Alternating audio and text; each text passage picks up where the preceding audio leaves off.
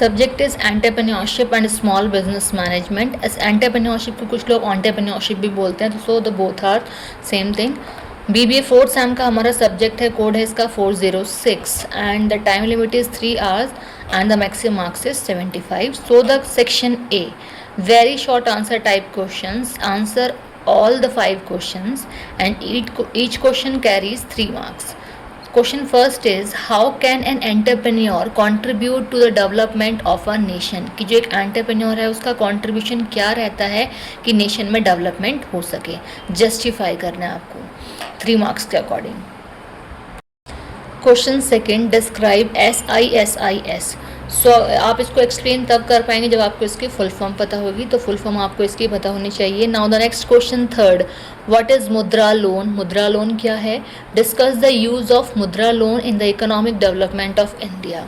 कि जो मुद्रा लोन है उसका क्या यूज़ है इकोनॉमी के डेवलपमेंट के लिए, स्पेशली इंडिया की बात की जा रही है, तो ये चीज़ें आपसे पूछी हैं और ध्यान रखिए कि 3 मार्क्स का ही आपका क्वेश्चन उसके अकॉर्डिंग एक्सप्लेन करना है।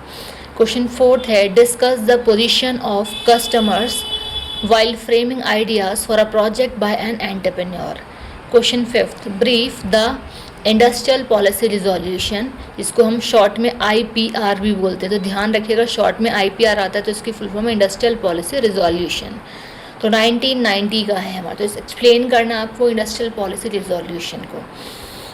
Question now the section B, short answer type questions. Attempt any 2 questions out of the following 3 questions and each question carries 7.5 marks. So the question 6th, एक statement दी है, startup India is an initiative of the government of India. कह रहे हैं कि जो startup India है वो एक इनिशिएटिव है, पहल है किसकी? गवर्नमेंट ऑफ इंडिया की। Highlight the programme startup India, highlight करना इस प्रोग्राम को जो स्टार्टअप इंडिया का है। And discuss the registration process and benefits of this programme. तो इसी चीज़ को लेकर के 2 चीज़ें पूछें कि डिस्कस करना है आपको इसका रजिस्ट्रेशन प्रोसेस क्या है और इसके बेनिफिट्स क्या हैं इस प्रोग्राम के। Now the question 7th, again statement है, small scale industry face various problems in the operations of its business. तो जो हमारी स्मॉल स्केल इंडस्ट्रीज़ हैं उन्हें फेस करनी पड़ती हैं बहुत सारी प्रॉब्लम्स, ठीक है। हाँ, अब क्या है आगे, various factors and issues that affect the small scale industries. तो कुछ फैक्टर्स और जो इश्यूज़ हैं वो आपको बताने कि कौन कौन से जो फैक्टर्स हैं जो अफेक्ट करते हैं स्मॉल स्केल इंडस्ट्रीज़ को। क्वेश्चन 8th, अगेन स्टेटमेंट, काफ़ी लेंदी पेपर है ना। When it comes to export, you have to gather many types valuable information. आगे है, discuss the export possibilities for an entrepreneur.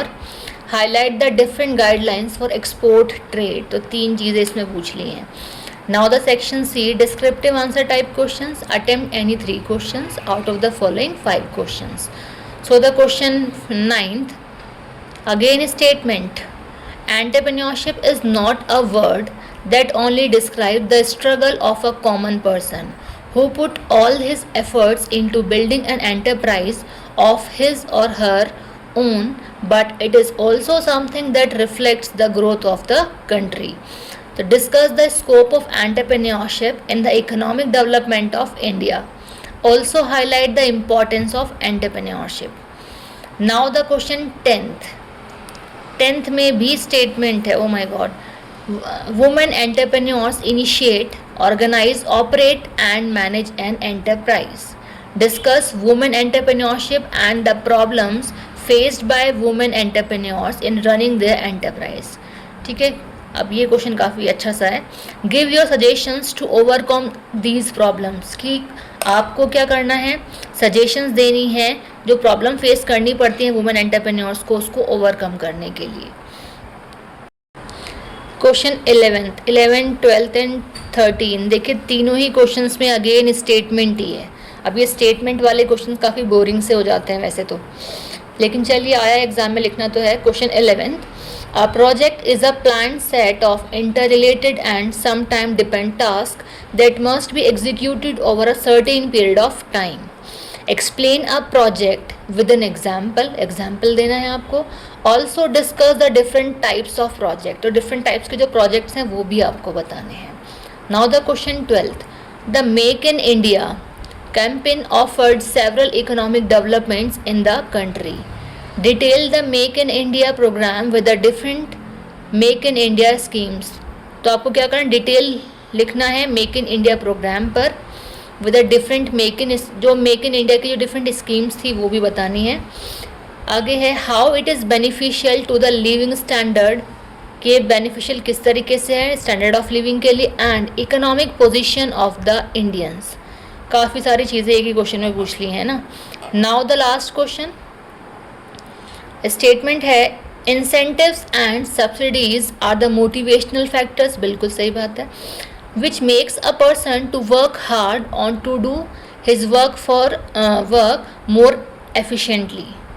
हाँ बिल्कुल पॉसिबल है, लिख सकते हैं आप इसके बारे में। आगे है explain what are the incentives and subsidies available for small scale industries and how they are beneficial. अच्छा, अब इस ऑल ओवर पूरे क्वेश्चन में दो चीज़ें इंपॉर्टेंट है हमारी, वो है हमारे इंसेंटिव्स और सब्सिडीज़। अब आपको इंसेंटिव्स के बारे में पता होना चाहिए कि इंसेंटिव्स क्या हैं एंड सब्सिडीज़ क्या है, तभी आप इस क्वेश्चन को एक्सप्लेन कर सकते हैं।